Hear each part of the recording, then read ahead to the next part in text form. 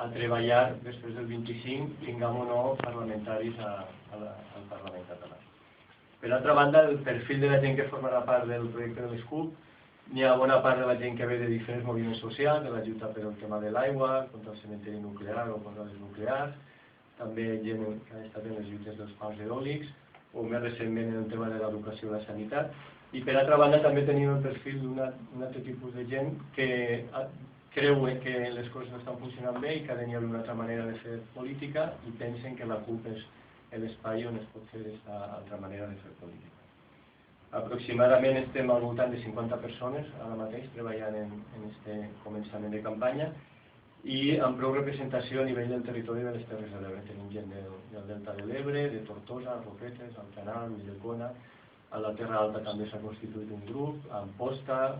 a la Ribera d'Ebre, en coordinació amb el Priorat, també se farà la campanya electoral.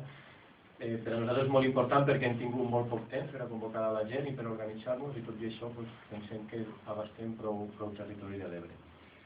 Per últim, a nivell de la gent que formem part, ens agradaria comentar que la Roser Besnet forma part també de les llistes, una persona que ha estat molt implicada en les lluites que s'ha fet aquí contra el model d'energia que s'ha fomentat en el cementeri nuclear i anteriorment en les centrals nuclears. I és una persona que coneix perfectament el territori i un model de lo que representa la CUP tant per les persones que n'hi ha a les llistes com per el model de política que fan les CUP, que és gent compromesa en el territori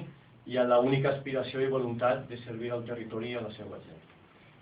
Per acabar, us comentarem més o menys les línies en les que des de la CUP treballarem, que serà a nivell de territori, com ha comentat abans Jordi, la defensa del territori,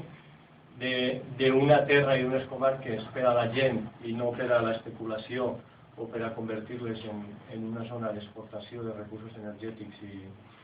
i el tema de l'aigua, de l'energia nuclear. I treballarem per un model econòmic en el que els criteris siguin les persones que viuen al territori i els mitjans que tenim al territori i no quimeres com Eurovegas o Barcelona World, per exemple, que és l'última que s'han inventat des de Barcelona. Per altra banda, estarem, com estem fent ara a nivell individual, en defensa dels serveis públics. Les Terres de l'Ebre estan en un moment en què perilla el disposar d'una educació i d'una sanitat de qualitat, però és que a més a les Terres de l'Ebre també s'està reduint la inversió en altres despeses socials i l'altre dia sortia una dada que situava en el 36,8% de la població de les Terres de l'Ebre en risc d'exclusió social.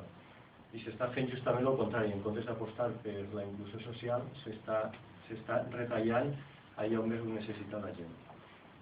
Seguirem defensant els drets de la gent treballadora en les diferents convocatòries que se facin de vaga general d'aquí a les eleccions, defensant els drets de totes les persones, ja han nascut aquí o fora de les Terres de l'Ebre, la situació precària en la que estan els estudiants, les dones, etc.